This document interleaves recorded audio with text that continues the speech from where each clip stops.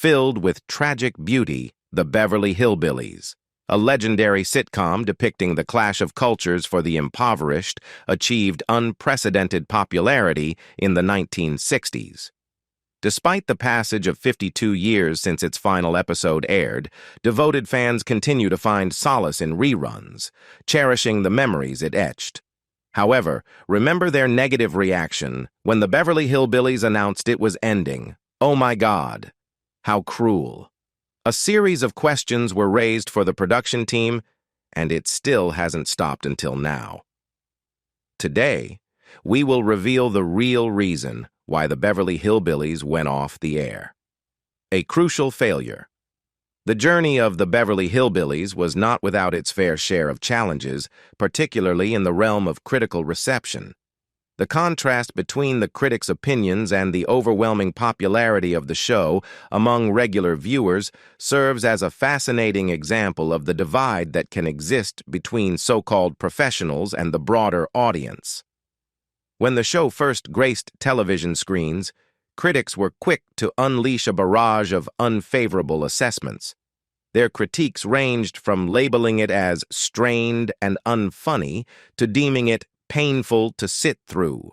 Some critics went as far as denouncing the humor of the show as the lowest of its kind, delivering harsh judgments that seemed to dismiss the series as unworthy of serious consideration. It's interesting to note that the critics, as self-proclaimed experts in their field, had a collective perspective that starkly contrasted with the sentiments of the millions of viewers who tuned in faithfully over the course of 9 seasons. While the critics focused on what they perceived as shortcomings, the audience embraced the show for its unique charm, endearing characters, and the comedic goldmine found in the clash of cultures between the Clampett family and their upscale Beverly Hills surroundings. The disconnect between critical reviews and popular reception raises questions about the subjective nature of entertainment and the diverse tastes of audiences. What critics might have deemed strained and unfunny, the viewers found delightfully humorous. The show's enduring success suggests that, despite the initial critical backlash, it resonated with a broad demographic and carved out a special place in the hearts of its audience. Crude prominence.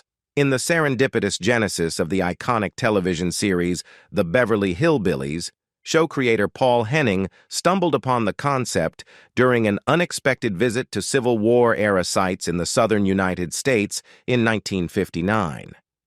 Little did he know that this excursion would lead to the creation of a cultural phenomenon that would captivate audiences for years to come. Henning's inspiration struck while touring through the historic landscapes with his mother. As he immersed himself in the rich history of the South, the idea of juxtaposing a genuine country spirit against a backdrop of modernity and cultural diversity began to take shape in his creative mind.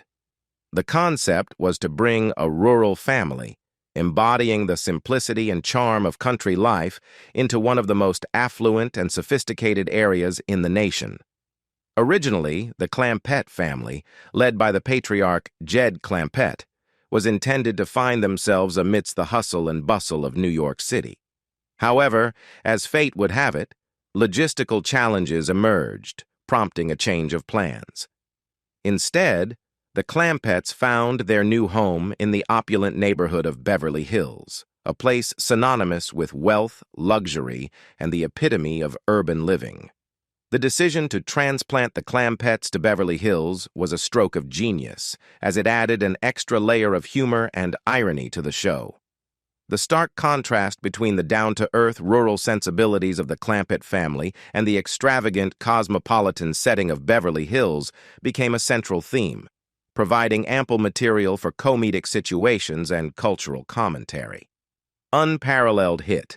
The Beverly Hillbillies not only defied critical expectations, but also achieved unprecedented success in terms of viewership, quickly becoming a television phenomenon. The show's meteoric rise in the ratings was nothing short of extraordinary, rewriting the record books in its short time on the air.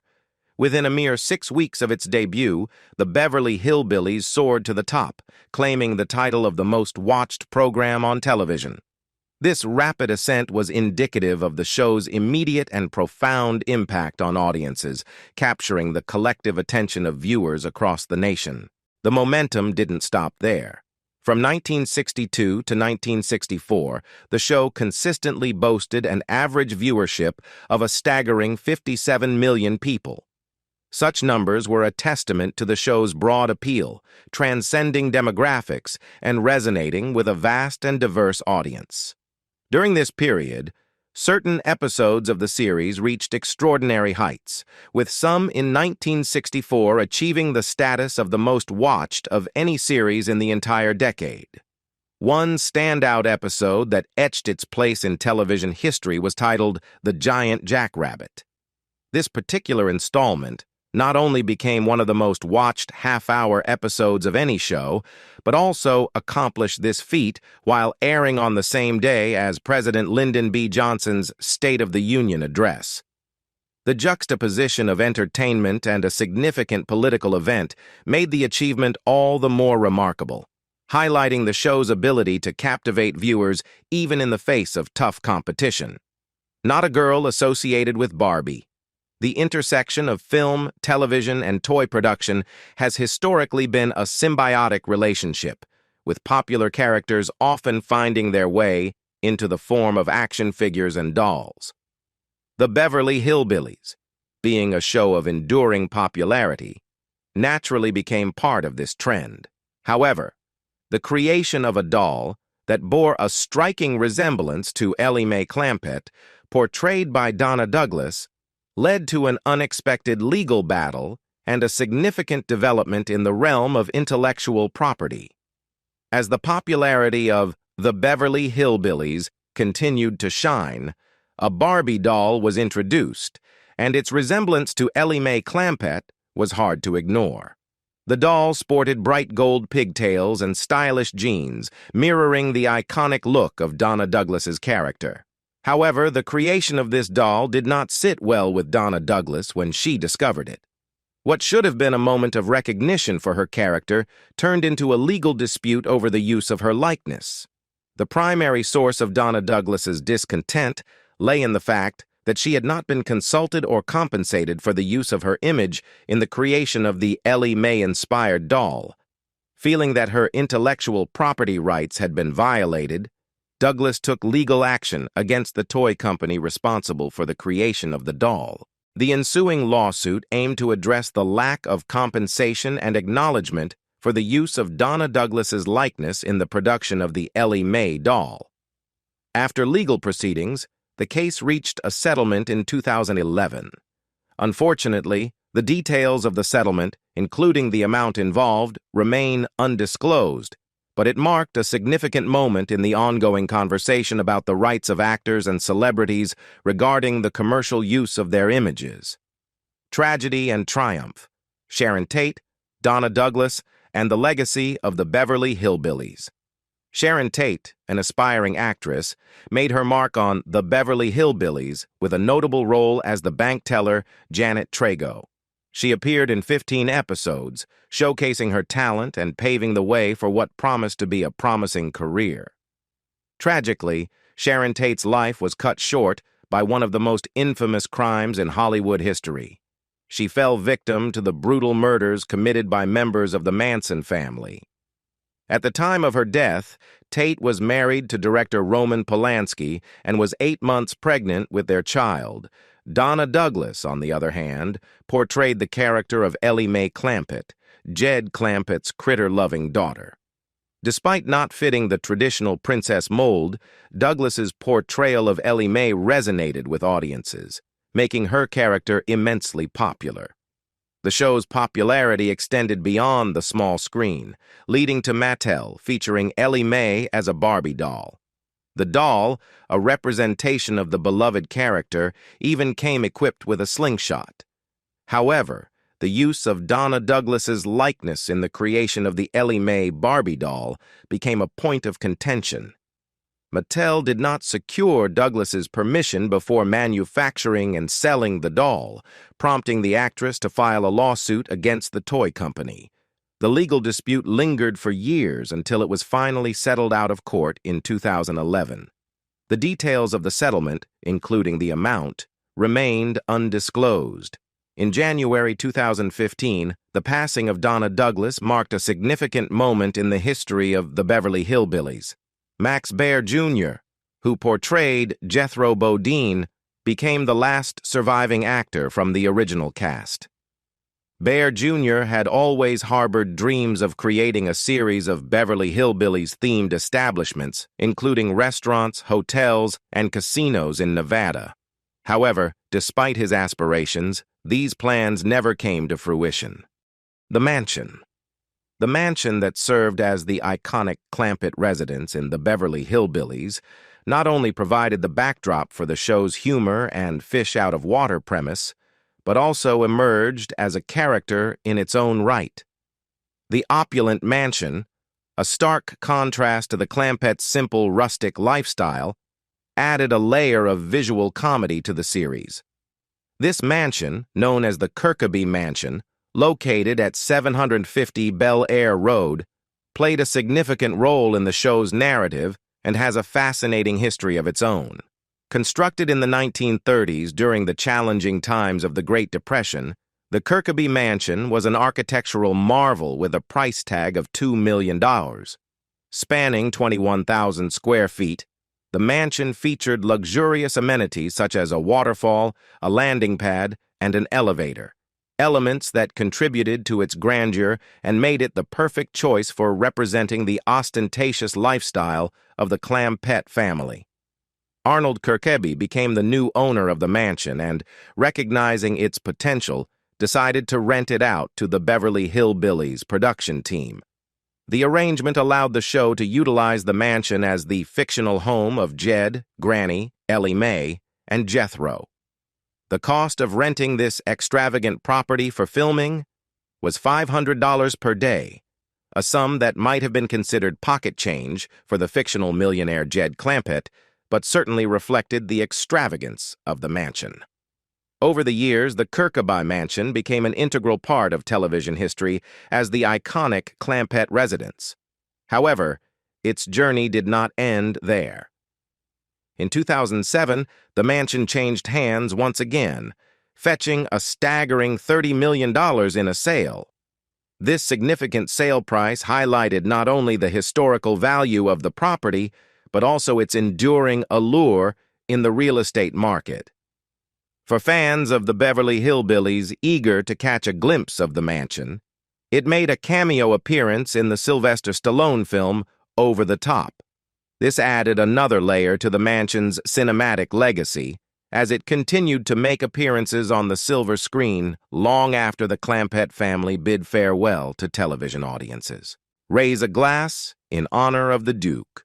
One of the standout moments in The Beverly Hillbillies occurred during a very special episode when Granny, portrayed by Irene Ryan, had her wish granted in the form of a guest appearance by none other than the legendary John Wayne.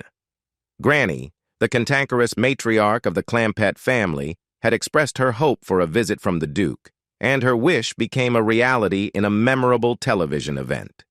John Wayne, known as the Duke, made a guest appearance on the show, turning Granny's scowl upside down in a moment of television magic.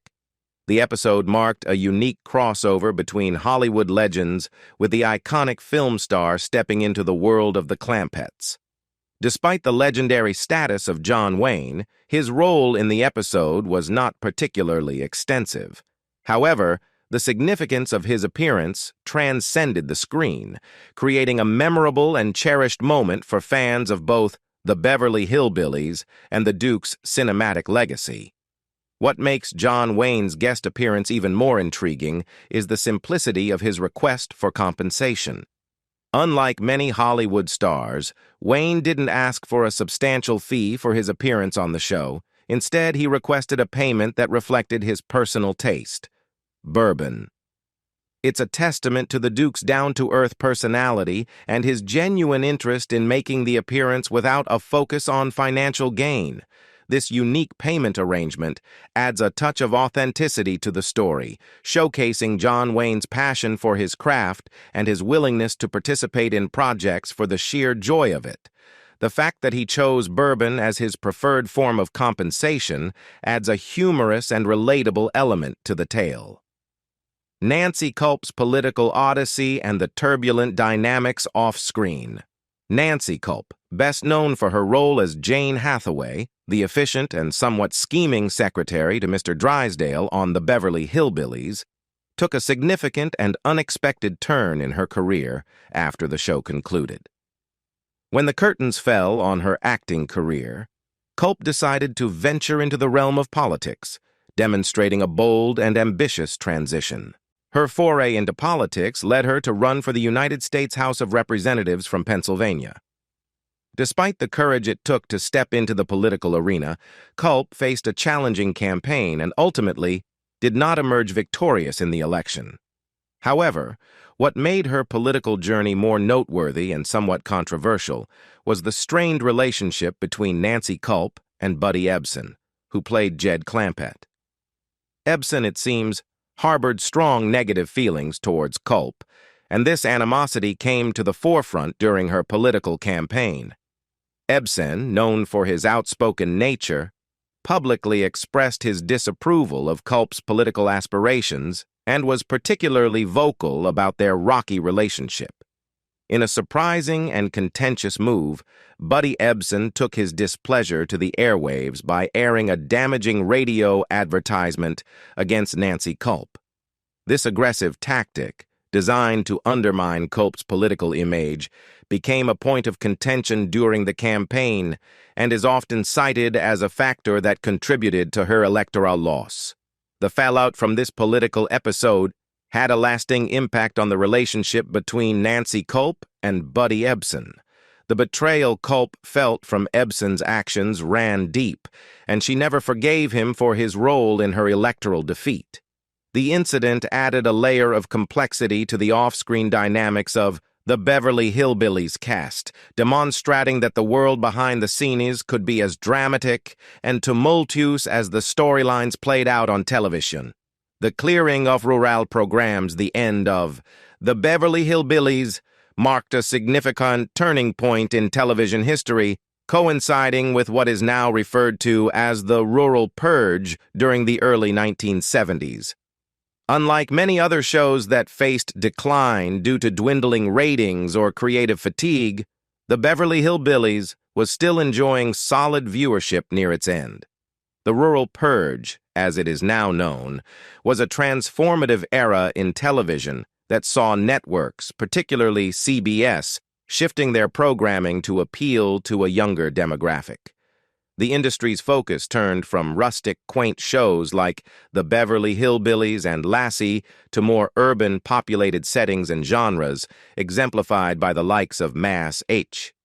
This strategic shift was driven by the desire to capture the attention of a growing audience of younger viewers that advertisers believed held greater persuadability. In response to this shift in television dynamics, CBS launched a campaign aptly described by actor Pat Buttram, who played Mr. Haney on Green Acres. He quipped, canceling every show with a tree in it. This succinctly captured the essence of the network's strategy to eliminate programming with rural settings and themes. As a result, a total of 8 programs, including beloved classics like Green Acres, Lassie, Petticoat Junction, and of course, the Beverly Hillbillies, were canceled during the rural purge.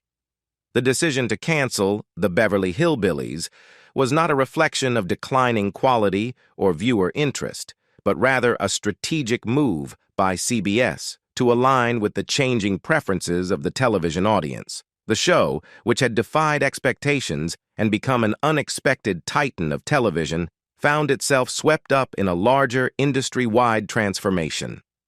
Sing a Melody. The success of the Beverly Hillbillies wasn't confined to television ratings.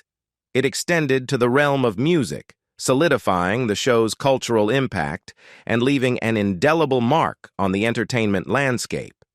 The theme song, formerly titled The Ballad of Jed Clampett, became a musical phenomenon in its own right, turning the show's opening credits into a memorable musical experience for viewers. To bring this musical gem to life, the show enlisted the talents of the Foggy Mountain Boys, a prominent country bluegrass group founded by the legendary duo Lester Flatt and Earl Scruggs. Jerry Scoggins, a member of the Foggy Mountain Boys, took on the role of singing Jed Clampett's tale in the catchy and iconic theme song. The collaboration between the show and the Foggy Mountain Boys proved to be a stroke of genius, creating a musical accompaniment that perfectly complemented the show's humor and charm. The Ballad of Jed Clampett not only became synonymous with the show itself, but also catapulted the Foggy Mountain Boys to new heights. The tune achieved remarkable success, earning the band their first #1 hit on the country charts in 1963. Impressively, the song even crossed over to the pop charts, reaching number 44. This unexpected musical success added another layer to the show's cultural significance, showcasing the broad appeal of its theme song beyond the television screen. The enduring popularity of the theme song was further highlighted when, in 1993, a movie remake of The Beverly Hillbillies entered production. Jerry Scoggins, the original singer of the theme song, reached out to the studio expressing interest in collaborating once again. To the studio's surprise, they hadn't been aware that Scoggins was still alive, underscoring the unexpected and lasting impact of the musical collaboration between the Foggy Mountain Boys and the show. Made just the way Grandma did. Irene Ryan's portrayal of Granny in the Beverly Hillbillies not only contributed to the show's comedic brilliance, but also solidified her as a scene stealer with her outrageous antics and memorable lines.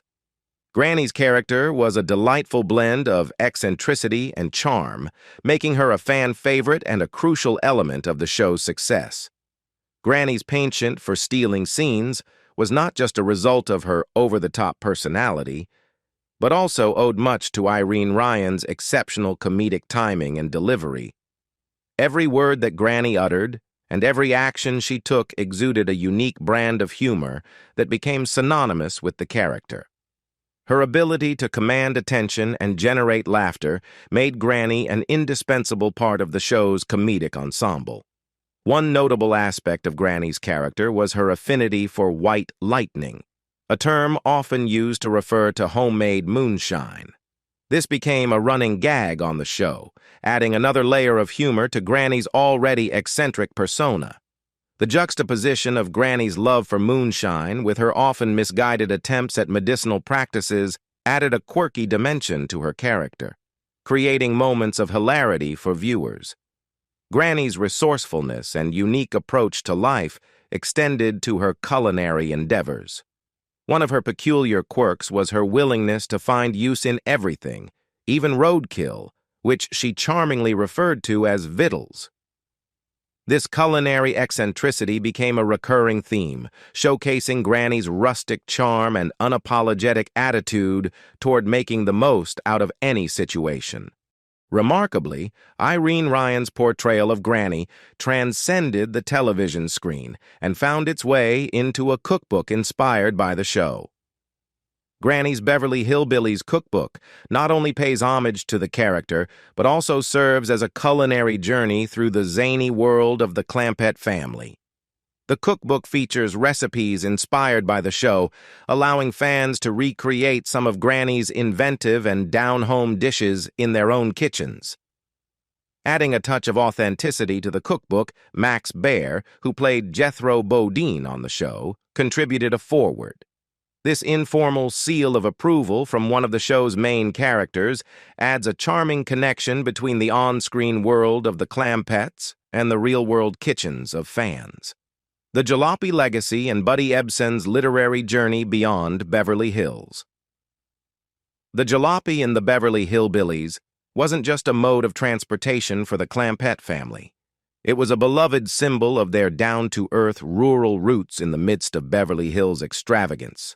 This iconic vehicle was a rundown 1921 Oldsmobile Model 46 Roadster, affectionately referred to by the family as the Jalopy.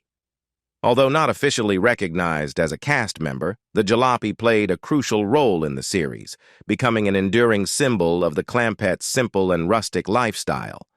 In 1976, recognizing the cultural significance of the Jalopy, It was donated to a museum as part of the bicentennial celebration. This act preserved a piece of television history, allowing fans and future generations to appreciate the tangible connection to the iconic show. The Jalopies' journey didn't stop there. It even traveled across the Atlantic to England on a few occasions, showcasing its international appeal and the global recognition of the Beverly Hillbillies. Buddy Ebsen, who portrayed Jed Clampett, had a multifaceted career that extended beyond acting. After retiring from the screen, Ebsen showcased his artistic talents by venturing into writing. He penned a novel titled Kelly's Quest, a collection of poems that unraveled the journey of a young girl through joy and heartbreak while imparting important life lessons along the way. This departure into literature demonstrated Ebsen's creative range and storytelling abilities. However, what made Kelly's Quest particularly noteworthy was its unconventional path to success. Buddy Ebsen took the independent route and self-published the book. Despite the challenges associated with self-publishing, the novel achieved remarkable recognition. In 2001, Kelly's Quest climbed to an impressive number 3 on the Los Angeles Times paperback bestseller list, attesting to the enduring appeal and literary merit of Ebsen's work. What do you think about the reasons why the Beverly Hillbillies had to stop airing? Leave us your comments in the section below. We hope you have found this helpful video. Don't forget to leave a like, share, and subscribe to the channel if you like it. Thank you for watching this, and see you in the next videos. Goodbye.